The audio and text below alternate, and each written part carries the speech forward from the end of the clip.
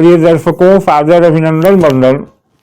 मैं आचार्य विनोद आप सबका अपने चैनल पर स्वागत अभिनंदन करता हूं। आज प्रस्तुत हूं ग्रह दोष उपाय सीरीज को लेकर के। दूसरा वीडियो है यह इस सीरीज का।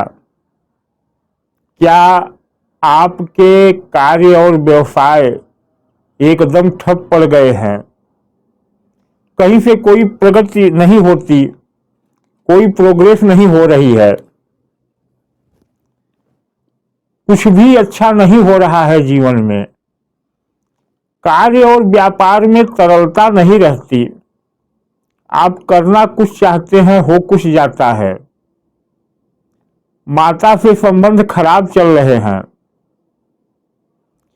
तमाम स्त्री पक्ष से बातें बिगड़ जाती हैं आपकी,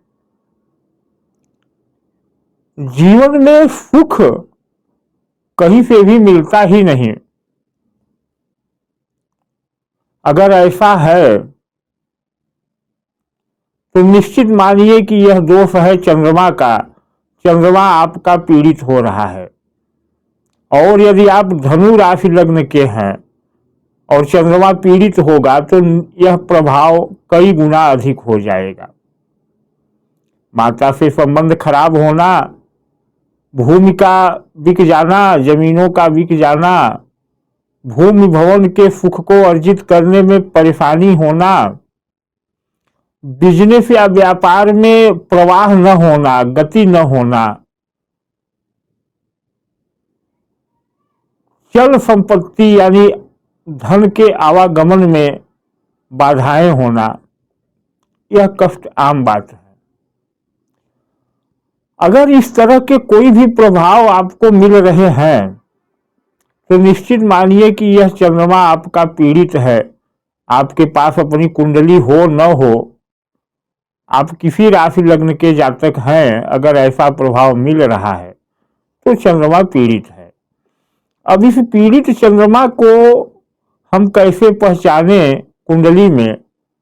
तो कुंडली में चंद्रमा अगर 6वें, 8वें, 12वें में है, शत्रु राशि में है यानी मकर में है, कुंभ में है, मेष राशि में भी होगा तो कुछ प्रभाव ऐसा ही आएगा, कन्या राशि, मिथुन राशि में होगा तो प्रभाव कुछ ऐसा ही आएगा। साथ ही यदि राहु या शनि से युक्त है तो प्रभाव ऐसा आएगा, राहु शनि मंगल से दृष्ट है तो प्रभाव ऐसा आएगा। यहां तक कि अगर शनि और राहु जैसे ग्रह इस चंद्रमा के आगे या पीछे होंगे तो भी ऐसा ही प्रभाव आएगा, क्योंकि शनि अगर आगे भी है पीछे भी है, यानी आगे या पीछे है तो 7.5 बनती है, जो कि आपके जन्म से ही है। तो अगर आपकी कुंडली में इस तरह की ग्रह स्थितियां हैं या कुंडली नहीं है, या तो इस तरह की ग्रह स्थितियां हैं तो आपको ऐसे प्रभाव मिल रहे होंगे, या कुंडली नहीं है और ऐसे प्रभाव मिल रहे हैं, तो निश्चित समझिए कि चंद्रमा पीड़ित है और आपको इस चंद्रमा के उपाय करने की जरूरत है। और अगर चंद्रमा का उपाय नहीं करेंगे तो जैसा कि आपने थंबनेल में देखा है कि पीड़ित चंद्रमा यानी सब कुछ बर्बाद। चंद्रमा से ज्यादा पीड़ा किसी ग्रह को नहीं होती, क्योंकि चंद्रमा बहुत फास्ट ग्रह है। यदि चंद्रमा जिस भी भाव या जिस घर में बैठा है उसके आगे पीछे कोई ग्रह नहीं है तो केमद्रूम योग हो जाता है। उसके आगे पीछे पाप ग्रह है तो पाप कर्तरी योग में चंद्रमा फंस जाता है। और यदि चंद्रमा के साथ मंगल है या मंगल की दृष्टि है तो चंद्र मंगल योग तो बनता है, लेकिन यह मंगल चंद्र का योग बहुत कुछ खोता भी है, क्योंकि चंद्रमा है मन और मन बहुत चंचल होता है। और मंगल जैसे ग्रह जो जल्दबाजी और धैर्यहीनता के कारक है और चंद्रमा की इस चंचलता को और बढ़ा देते हैं, मन की चंचलता को और बढ़ा देते हैं। मैंने पिछले कई वीडियो में बताया है कि कभी भी कोई ग्रह सामने आकर के न हमारा हानि करता है न लाभ करता है। वस्तुतः हमारे ही दिल दिमाग मन से कुछ ऐसे गलत या सही फैसले होते हैं फैसले गलत हो गए तो हमको हानि हो जाती है। यह गलत फैसले होते क्यों है? क्योंकि हम भावनात्मक रूप से कमजोर हो जाते हैं और भावनाओं में फैसले ले लेते हैं, और भावनाओं पर आधिपत्य है चंद्रमा का, तो यह दुष्परिणाम हमको मिलता है। अब चलिए, जो भी है, जिस भी कारण से है, अगर ऐसे परिणाम आपको मिल रहे हैं, पुनः याद कर ले। भूमि भवन वाहन से संबंधित सुख नहीं मिल रहे हैं, किसी भी कार्य व्यवसाय में गति नहीं आ रही है, प्रवाह नहीं हो रहा है, तो माता से संबंध खराब हैं, तो सभी तरह के सुखों से वंचित हैं, तो लिक्विड मनी यानी चल संपत्ति यानी प्रतिदिन का धन आवागमन नहीं हो रहा है, तो चंद्रमा पीड़ित है। अब वो इस चंद्रमा के लिए क्या उपाय करें कि चंद्रमा हमारा ठीक हो जाए और हमको यह परिणाम अच्छे मिलने लगे? तो यहाँ मित्रों, मैं दो उपायों की चर्चा करूंगा। एक उपाय है हमारे वैदिक उपाय और दूसरा उपाय है तांत्रिक उपाय। तो पहले वैदिक उपायों की चर्चा कर लेते हैं। वैदिक उपाय में है, मैं कुछ नया बताना चाहूंगा आपको, क्योंकि शिवलिंग पर जल चढ़ाना, दूध चढ़ाना, यह तो सभी लोग बताते हैं और आप करते भी हैं। मैं कुछ अलग बताऊंगा और जो बहुत प्रभावी है चंद्रमा के दोषों को दूर करने के लिए। क्या है यह उपाय? तो प्रत्येक पूर्णिमा की रात्रि आप घर पे खीर बनवा लें और उस खीर को चंद्रमा के प्रकाश में रात भर रखें और सुबह ग्रहण करें। यह तो एक उपाय हुआ। दूसरा जो मेरा प्रमुख उपाय है, जो मैंने बहुत शोध के बाद पाया है, वह यह है कि प्रत्येक सोमवार की रात्रि याद कर लीजिए, आप लीजिए कपूर को आप समझ रहे हैं, कपूर लीजिए, और अच्छे क्वालिटी वाला कपूर जो ब्रास कपूर होता है, और बैठ जाइए रात्रि में एकांत में चंद्रमा की शीतल छाया में, चाहे शुक्ल पक्ष हो या कृष्ण पक्ष,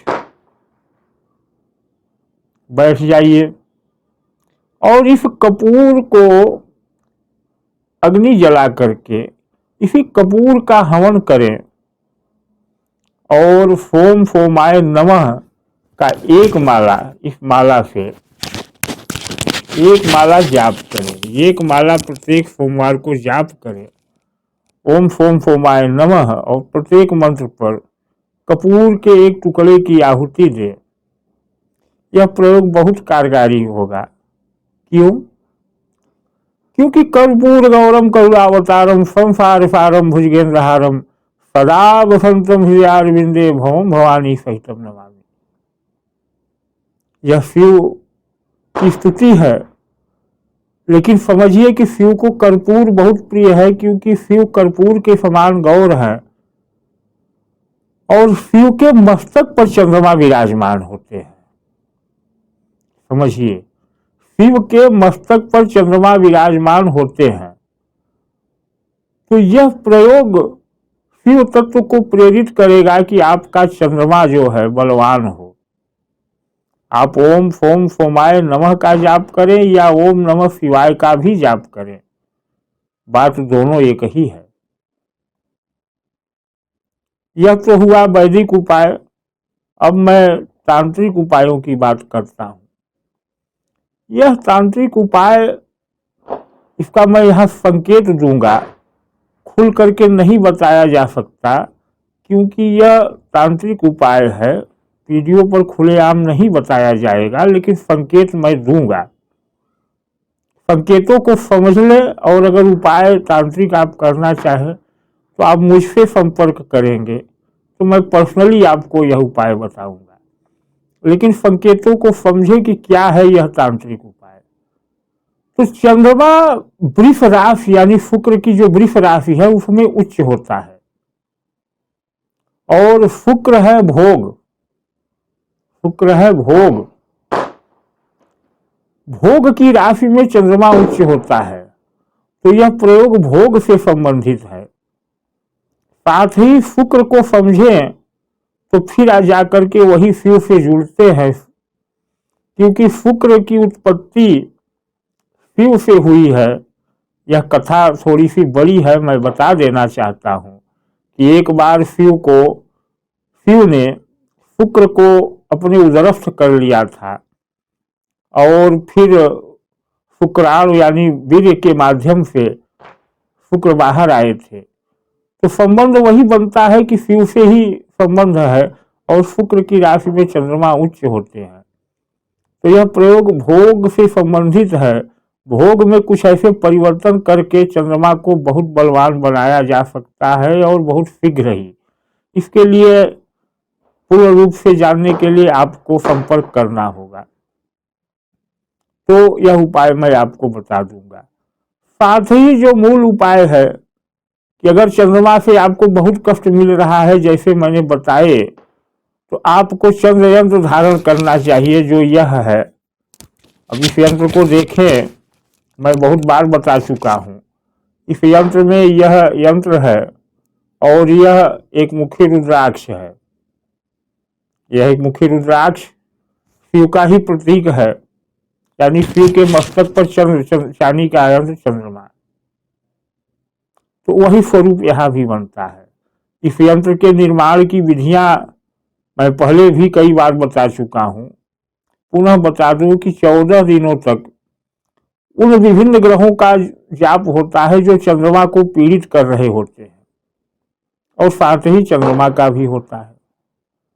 तो इस यंत्र पर खर्चे हैं वह भी मैं बता चुका हूँ। 14 दिन जाप का 8,500 रुपये खर्च है, लेकिन यह यंत्र 108 दिनों में बल देता ही देता है चंद्रमा को, चंद्रमा के दोषों को दूर करता ही करता है।